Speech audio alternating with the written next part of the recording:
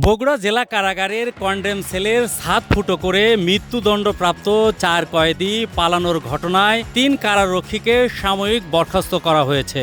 এছাড়া অপর ২ জন কারারক্ষীকে কৈফিয়ত তলব করা হয়েছে। তাছাড়া কারা অধিদপ্তর থেকে ঘটনা তদন্তে ৩ সদস্যের কমিটি গঠন করা হয়েছে।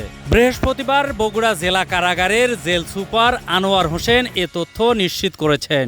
সাময়িক বরখাস্ত ৩ কারারক্ষী হলেন বগুড়া জেলা কারাগারের প্রধান কারারক্ষী দুলাল হোসেন, কারারক্ষী আব্দুল মতিন ও কারারক্ষী আরিফুল ইসলাম। এছাড়া কারারক্ষী ফরিদুল ইসলাম ও হোসেনুজ্জামানকে কৈফিয়ত তলব করা হয়েছে। এদিকে কারা অধিদপ্তর থেকে ঘটনা তদন্তে ৩ সদস্যের কমিটি গঠন করা হয়েছে। অতিরিক্ত কারা মহাপরিদর্শক কর্নেল শেখ সুজাইর রহমানকে প্রধান করে গঠিত ৩ সদস্যের কমিটিকে আগামী ৫ কর্মদিবসের মধ্যে প্রতিবেদন দিতে বলা হয়েছে। ওই কমিটিকে ৬টি নির্দেশনা দেওয়া হয়েছে।